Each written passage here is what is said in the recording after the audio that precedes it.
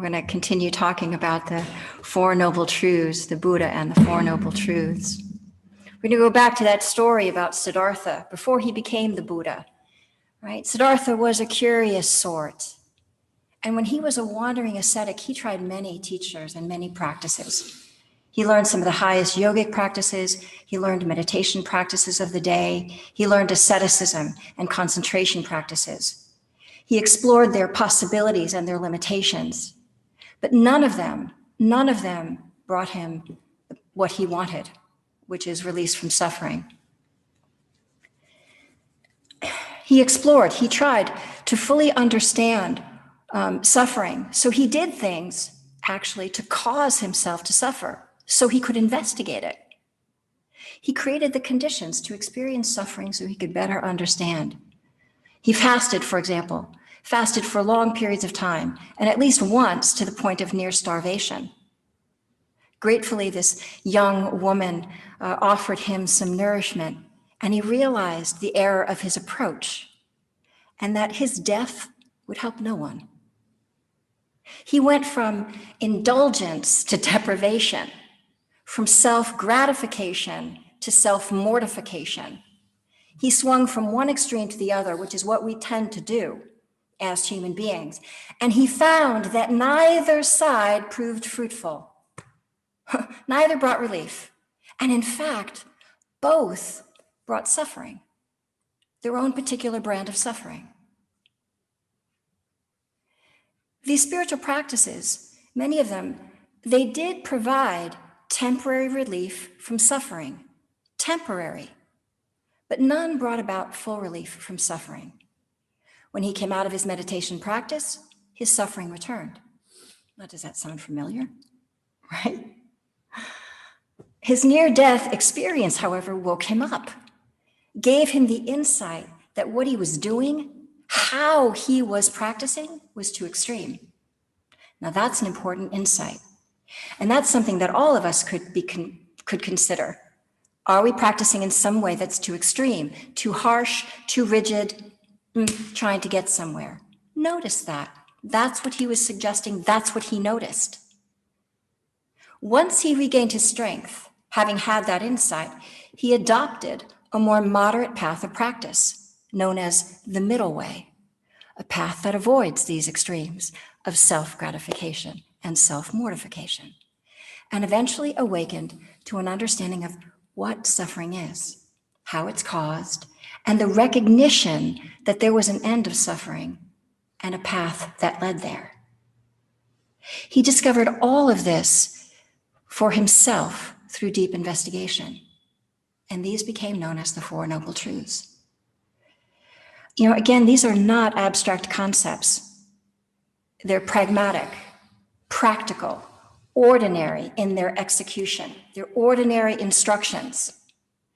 The Buddha investigated suffering by being willing, by being able, by being capable and brave enough to be with suffering as it was, to not embellish it, to not perpetuate it or resist its presence, but rather to acknowledge and feel and find relief from it.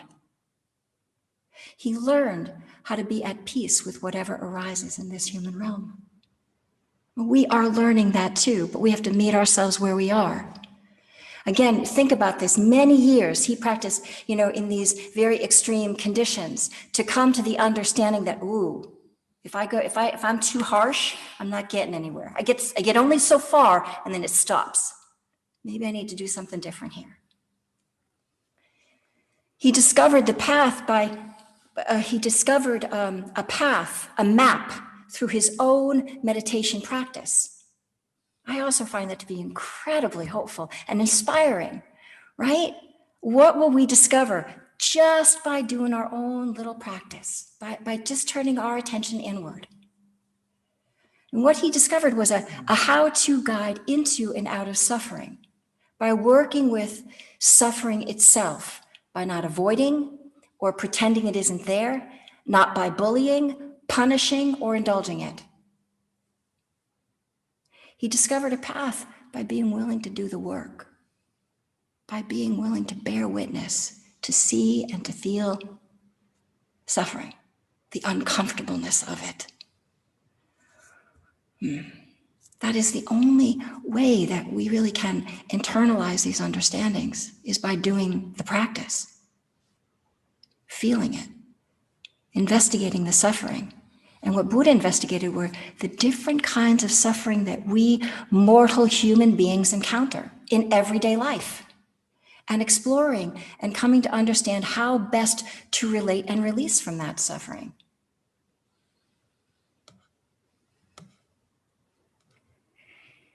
His teachings are said to be timeless. I also found that to be a very curious statement when I first began encountering that. Like, what does that mean? They were written. He enacted these 2,600 years ago. Why timeless? Timeless because it does not matter what era, what historical time we are living in.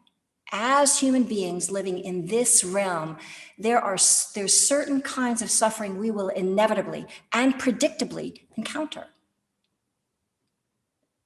How we relate to that suffering depends on how we approach it. And how we approach it depends on the view from which we are looking. The Four Noble Truths offer a particular way of looking and relating, with an eye on release, on ease of well-being, and on freedom. It's a reasonable path for the average person to follow. But the path has to be made personal, because the valence and the volume of our suffering, it varies greatly from person to person and situation to situation. There are many practices that fall within the Four Noble Truths and under the rubric of mindfulness. What we do is we develop a repertoire of these practices and begin to explore their usefulness in our daily life and in our practice, our meditation practice on the cushion. Like, our cushion is sort of like our little petri dish of practice.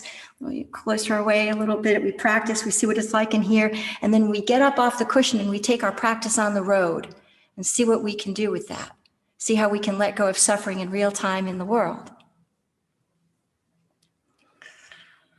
One final note. I want to end with this. The truths themselves are not noble. They're not noble.